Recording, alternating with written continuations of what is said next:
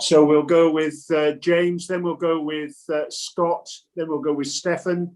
And if any of you have got any other questions beyond that, please use the chat facility as usual, if that's okay. So James, we're all rolling at this end. So feel free to go when you're ready. Thank you.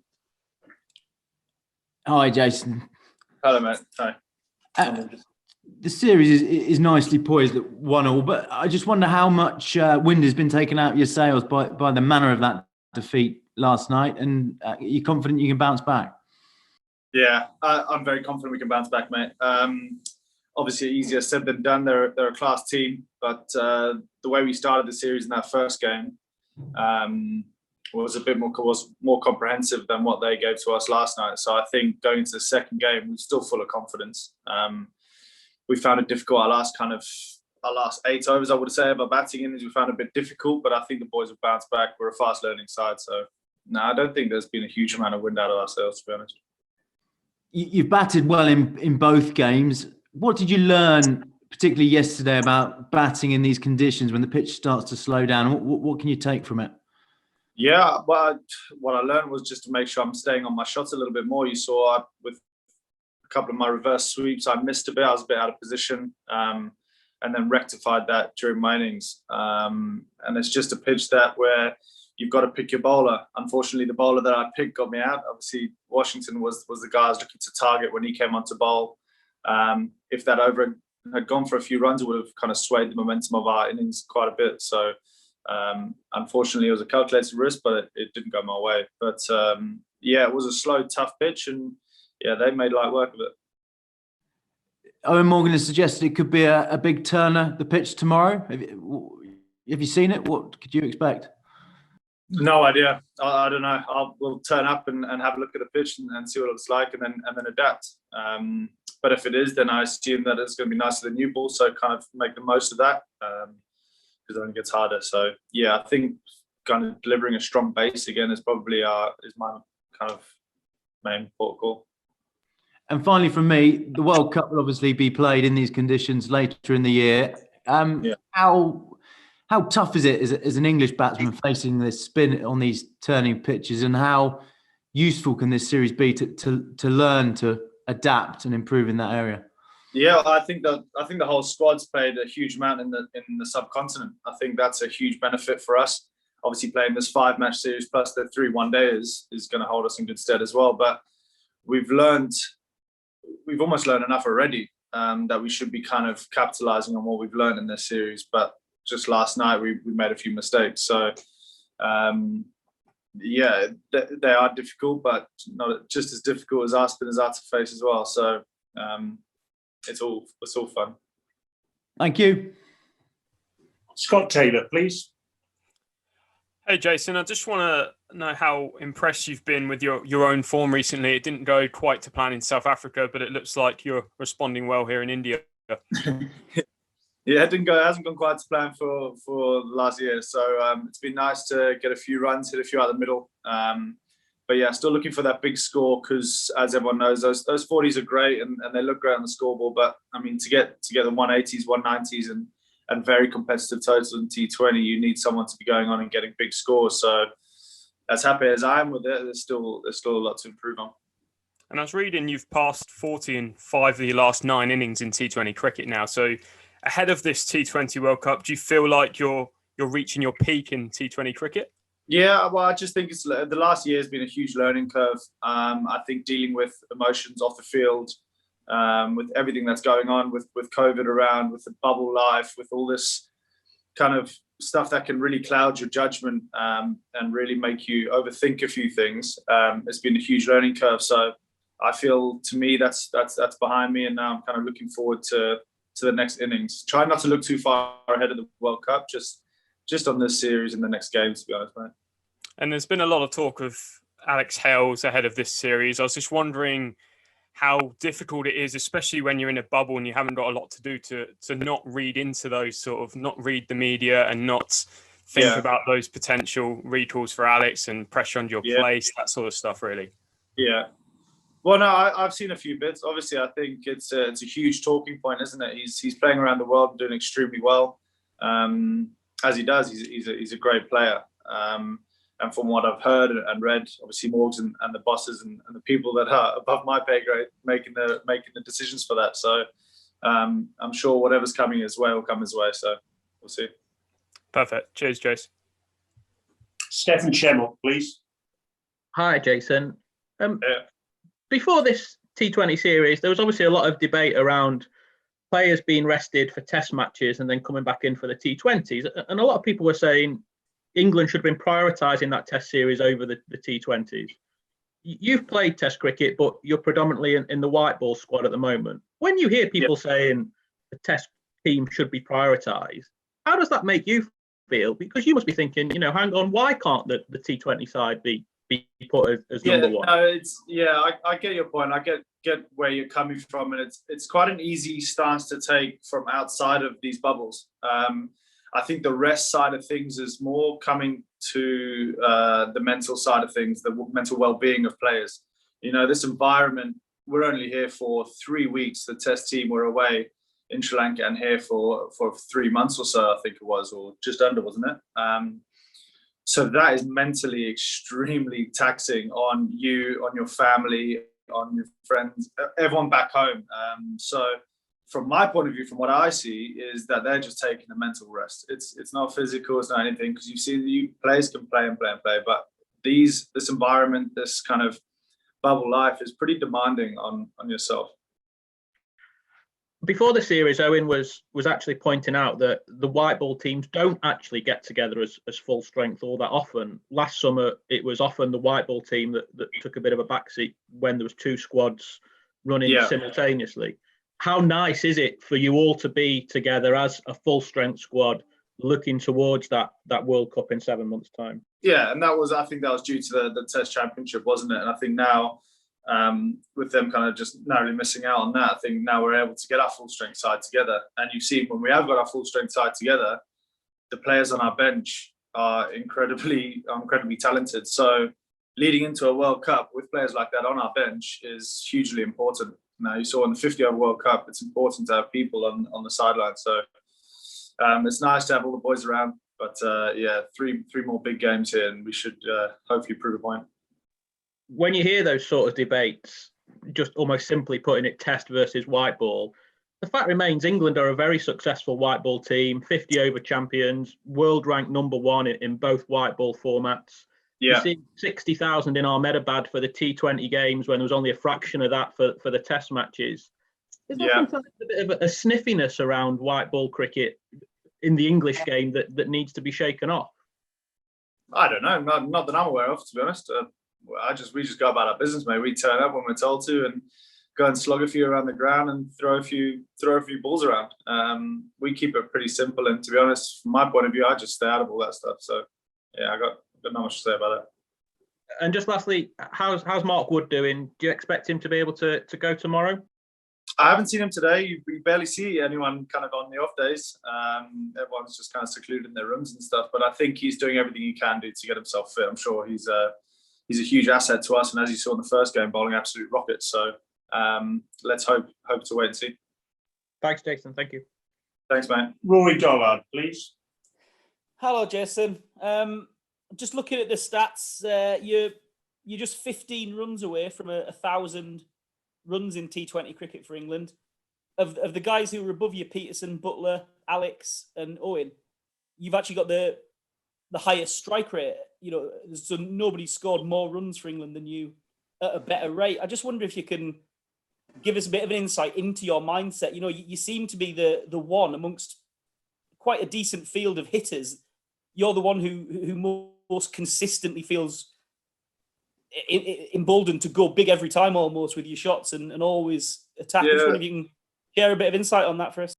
Yeah, well, I kind of realise it's kind of my job, I think, as an opener in the first 6 in the power play. Start off by saying, really, it's been a bit of a stop-start kind of T20 kind of international career, really. Haven't quite got going properly. Those big scores, no hundreds. So I think that's my target. I think my mindset is to go out there and get the best possible start for the team. Put aside what I might be feeling. My job is to not mess about, really.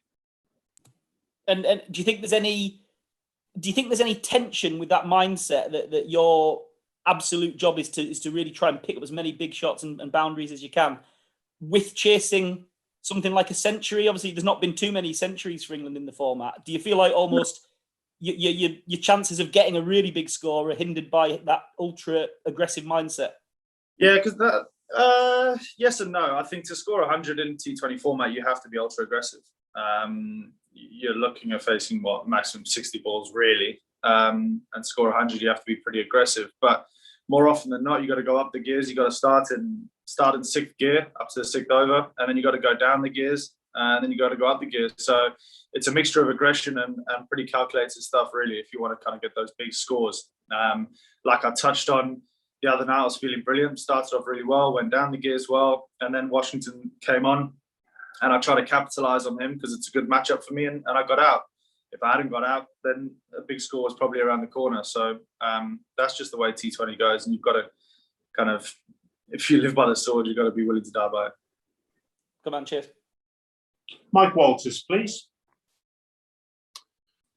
Hi, Jason. There's a nation that will be forever grateful for a pinpoint return from mid-wicket in the World Cup final. But as you said, your job is to score big runs. Do you think the next big score is just around the corner? Can you feel it hitting the middle of the bat quite sweetly? Yeah, it is. I'm feeling good, thanks, Mike. I think training really well and kind of in the nets feeling full of confidence. And that's half the battle really with kind of professional cricket, I guess. You got to feel confident and happy in yourself and kind of enjoying yourself. And since the Big Bash, really, I've started really loving my cricket again, which is a nice feeling.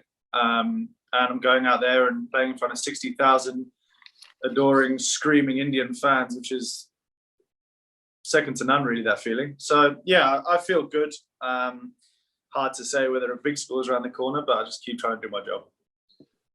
Are you the sort of player who gets a bit down when you don't put half centuries in T20s and centuries in one-day internationals on the board, or do you always manage to look at the bigger picture? I try and look at the bigger picture, to be honest. I think if last night we'd gone and won that game, I would have been absolutely ecstatic.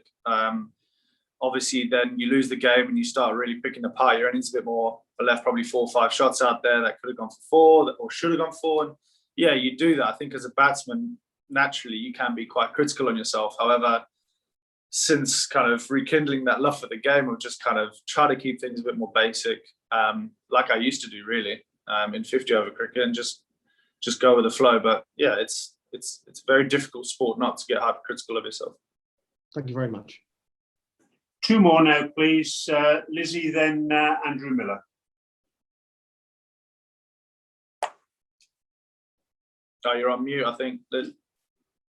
Oh, sorry, that was me. No, you're right. Just quickly on the difference between the 2 pitches in the first 2 matches, that they obviously played quite differently. How do you, as an opener, how quickly do you assess what the conditions are like, and how do you adapt? You obviously don't have much time to do that in a T20. No, and I think you're right. But I think learning from what they batted in the first innings of the first game, you saw that there was a bit more hold in the wicket. I don't think that dew was as much of a factor. So later on in our innings, the ball stuck in the wicket a lot more than it did previously. But yeah, as an opener, you got to sometimes understand that with the older ball, it's going to be harder. So try and capitalize with the new ball. More often than not, most pitches with the new ball are pretty nice to bat on. So you've just got to make sure you get the boys off to a solid start, not lose too many wickets. I think that's the main thing. I think if you're 40 for 2, 40 for 1, you're still happy. But on that sort of wicket, you just don't want to lose too many wickets, I think. And I know you said you weren't looking too far ahead, but obviously at the end of this tour, you've got a bit of time before you will play any white ball cricket again. What are your plans? Plans to go back, have a little rest, kind of not a rehab kind of period, but kind of just get the body kind of sorted again. I've been away for it'll be 4 months this winter, and I got a young family, so it'll be nice to spend a couple of weeks with them, and then I'll get straight on the phone to Alex Stewart and see if he can give me a game in some red ball cricket and see how we get along with that. See if I crack the nod. Thanks, Jason. And just finally now, Andrew Miller, please. Hi, Jason. Just a quick one on Ishan Kishan. Obviously, made a very good impression for India, but it's interesting what Virat Kohli was saying before the series about how India were going to try and be more dynamic and really go hard from the top after being a bit more cautious. I mean, to all intents and purposes, it's pretty much the tactics you guys have taken so successfully over the years. I just wondered, was there anything in what Ishan did yesterday that was particularly different to how you guys have gone about it, or was it just a matter of execution on the night, do you think? Yeah, it was just execution on the night. I think a couple of times we might have got things a little bit wrong with the ball, and he capitalized by hitting him for 6. Whereas, say, when I was opening, I probably missed, like I said previously, missed out on 4 balls that should have gone for boundaries. So I think it's just a case of just making sure you kind of execute your skills extremely well. And yeah, he's obviously a star player. He's done that for Mumbai numerous amounts of times. So I wasn't surprised when I saw him kind of teeing off a bit, because everyone knows he's a star player. So yeah, good on him.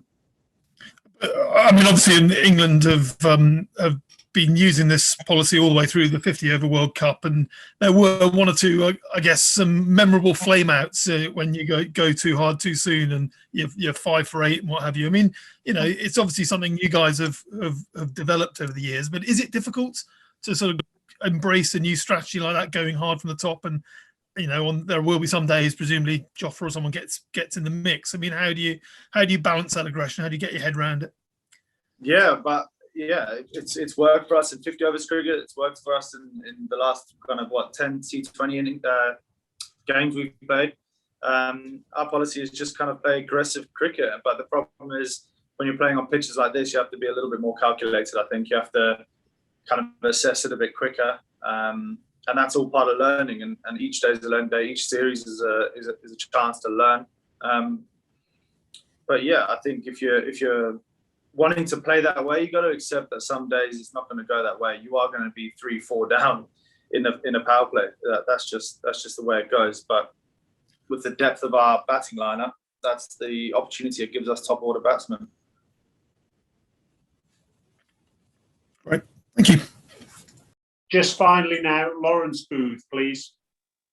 Hi, Jason. You mentioned that you'd sort of started loving cricket again since the Big Bash. You I think you alluded to it earlier, but do you mind just explaining briefly when you stopped loving it and why that happened? No, yeah, good. That's a very good point. I never stopped loving the game. That was it came across a bit kind of brash there. It was, I think, just the year that's just gone, no crowds being around, everything that's going on outside of the game that's so much bigger than the game, just puts loads of stuff in perspective. Then you add on top of that your kind of own personal kind of work not going quite as well as you want it to.